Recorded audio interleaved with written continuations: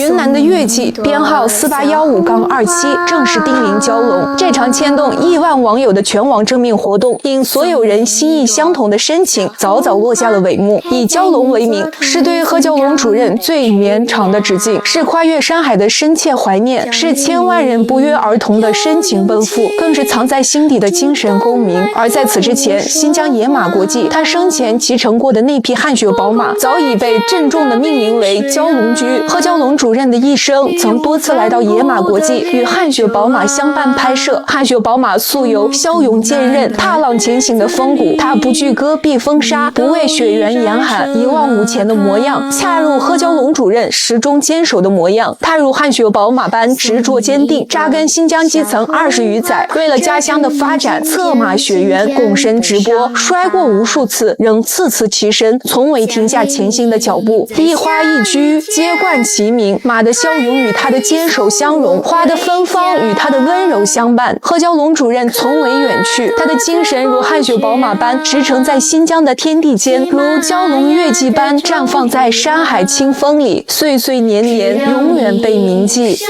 信我，闭上眼就能到达。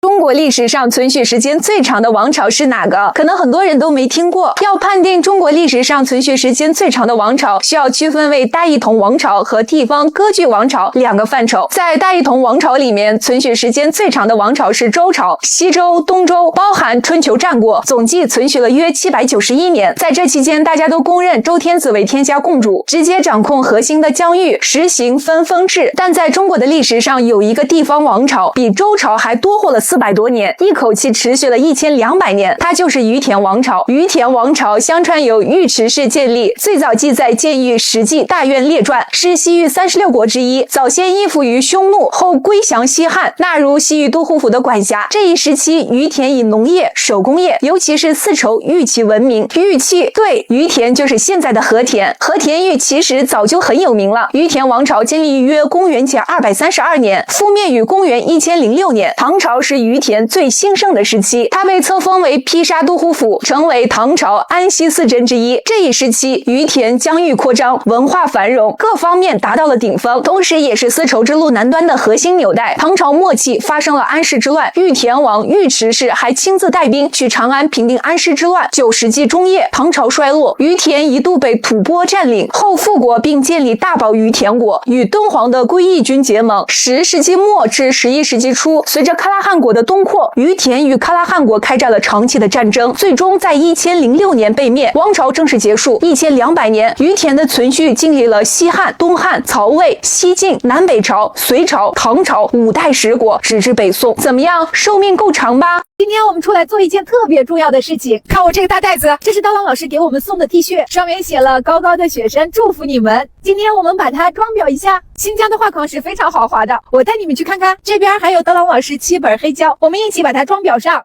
走，看这有这么多，选哪个好呢？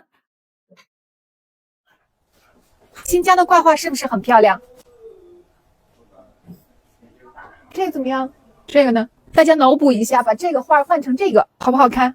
看这个发财树，如果我换了一个大房子，我就挂它。这个挂画里面放的都是我们用的盘子，是不是也很好看？我觉得这个框子可以。黑边会好看吗？你就选这个。可以。高高的雪山，祝福我们。3天以后我们就可以取了，期待吧。朋友们，我出息了！这次我上的是央视总台 CCTV1 和美乡村新春会，正月初1下午在央视1套播出。我将带着新疆的海鲜向全国朋友们拜年了，祝大家新年快乐，马到成功！给我点个赞吧！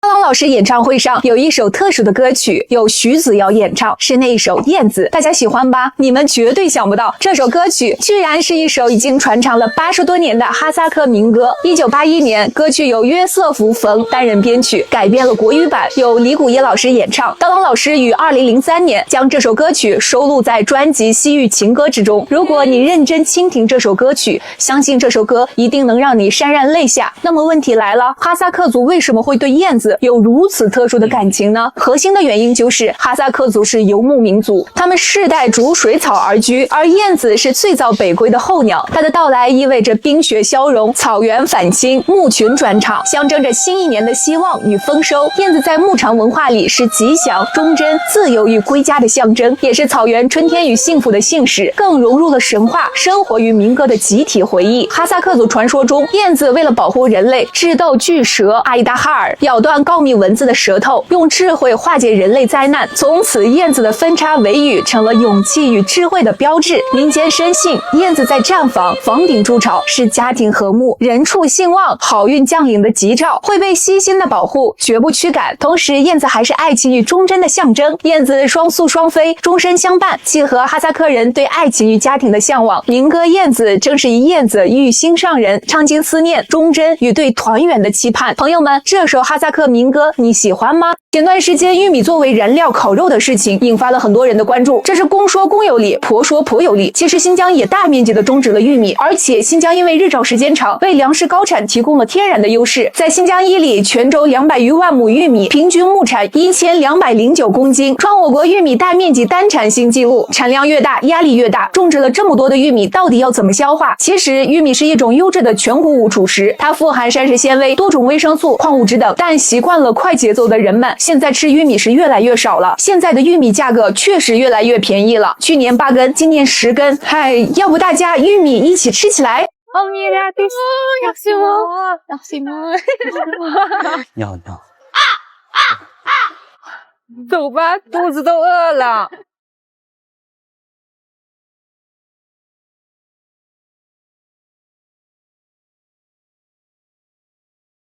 菜齐了，今天我们吃顿精致大餐。大餐当然要配好酒，这是咱们新疆人的小香槟。新疆的乌苏小麦白没喝过吧？很多新疆的朋友喝过的都说好喝。这个小麦白用的是进口澳洲的大麦，还精选了新疆本地的优质白皮小麦酿造出来的。会喝的人能喝出好几种香气，你试试，你能喝出什么香气呢？麦香、果香、酒香，果然不同凡响。尤其是麦香特别浓郁，还有淡淡的回甘。今天的规格真的是拉满了，这么高档的新疆餐厅，再加上这么精致的啤酒，新疆人待客讲究的就是热情与仪式感。咱们一起干杯！大餐美酒都有了，我们的气氛也要再热起来。走，我们跳一段，让大家看看什么叫新疆的漂亮饭、漂亮酒、漂亮舞。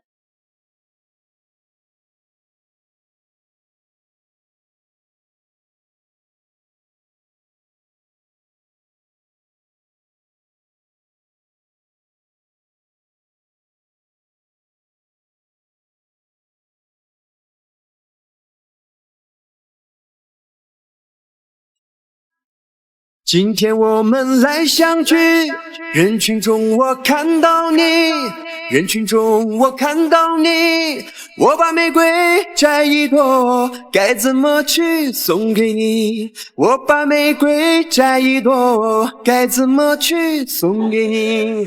我们唱起来，我们跳起来，欢乐的迈山，一起跳起来。